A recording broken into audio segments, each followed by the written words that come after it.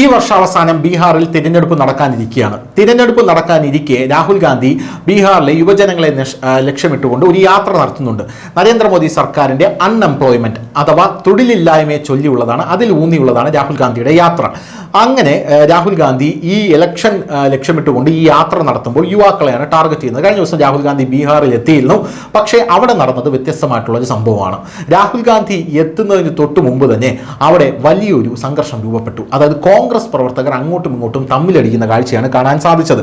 ഈ വർഷം അവസാനം നടക്കാനിരിക്കുന്ന നിയമസഭാ തെരഞ്ഞെടുപ്പിന് മുന്നോടിയായി സംസ്ഥാന ഭാരവാഹിയുമായുള്ള ഒരു പ്രധാന കൂടിക്കാഴ്ചയ്ക്ക് ശേഷം രാഹുൽ ഗാന്ധി വേദി വിട്ടതിനു പിന്നാലെ വലിയ രീതിയിലുള്ള സംഘർഷം അവിടെ പൊട്ടിപ്പുറപ്പെട്ടു. ബീഹാർ കോൺഗ്രസ് ആസ്ഥാനത്താണ് ഇത് പൊട്ടിപ്പുറപ്പെട്ടത് എന്നുള്ളതാണ് പ്രധാനപ്പെട്ട ഒരു കാര്യം. ലോക്സഭയിലെ പ്രതിപക്ഷ നേതാവ് തന്റെ ബീഹാർ സന്ദർശനത്തിന്റെ ഭാഗമായി തിങ്കളാഴ്ച ഉച്ചയ്ക്ക് പട്നയിലെ ചരിത്ര പ്രസിദ്ധമായിട്ടുള്ള സഖാവത്ത് ആശ്രമത്തിൽ ഉണ്ടായിരിക്കവെയാണ് ഈ സംഭവം നടന്നത് എന്നുള്ളതാണ്. കോൺഗ്രസ് സംസ്ഥാന യൂണിറ്റ് പങ്കിട്ട യോഗത്തിന്റെ ഒരു ചെറിയ വീഡിയോ ക്ലിപ്പ് പ്രകാരം പാർട്ടി പ്രവർത്തകർ രാഹുൽ ഗാന്ധിയെ ഖേദോ ഖേദോ ഷെയർ ആയ നോക്കൂ ഇതാ സിംഹം വരുന്നു എന്നാണ് എന്റെ മലയാളം എന്ന മുദ്രാവാക്യത്തോടെയാണ് സ്വീകരിച്ചത്. ദേശീയ സംസ്ഥാന തലങ്ങളിൽ BJP നേരിടുന്ന തന്റെ കേഡർമാരെ പരാമർശിക്കാൻ കോൺഗ്രസ് നേതാവ് ഉപയോഗിക്കുന്ന ഒരു വിശേഷണമാണ് ബബർ ഷെയർ എന്നത്. രാഹുൽ ഗാന്ധി അരമണിക്കൂറോളം ആ വേദിയിൽ ചെലവഴിച്ചു.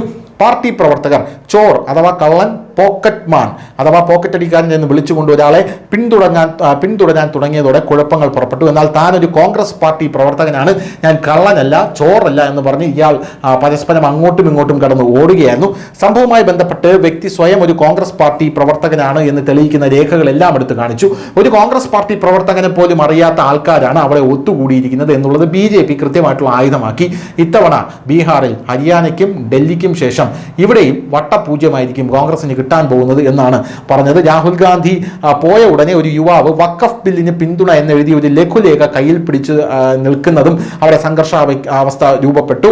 ആ യുവാവ് കോൺഗ്രസിന്റെ പ്രവർത്തകനല്ല എന്ന് പാർട്ടി പ്രവർത്തകർ പറയാൻ ശ്രമിച്ചു. പക്ഷേ അത് പറഞ്ഞ് അവർക്ക് ബോധ്യപ്പെടുത്താൻ കുറച്ച് സമയമെടുത്തു. കാരണം അയാൾ ഒരു കോൺഗ്രസ് പ്രവർത്തകനാണ്, അതുകൊണ്ട് കഥ മെന്നെടുക്കാൻ കുറച്ച് സമയമെടുത്തു. കോൺഗ്രസ് പ്രവർത്തകർ ആ വ്യക്തിയെ പരിസരത്തിൽ നിന്ന് മർദ്ദിച്ച് പുറത്താക്കി എന്ന റിപ്പോർട്ടുകളും ഇപ്പോൾ പുറത്തു വരുന്നുണ്ട്. എന്തായാലും വലിയ രീതിയിൽ കഴിഞ്ഞ ദിവസം കുഴഞ്ഞു മറിഞ്ഞു കിടക്കുകയായിരുന്നു രാഹുൽ ഗാന്ധി സന്ദർശിച്ച കോൺഗ്രസ് ആസ്ഥാനം, അവിടെയുള്ള കോൺഗ്രസ് അണികളുടെ സ്വഭാവവും. News desk, news India Malayalam.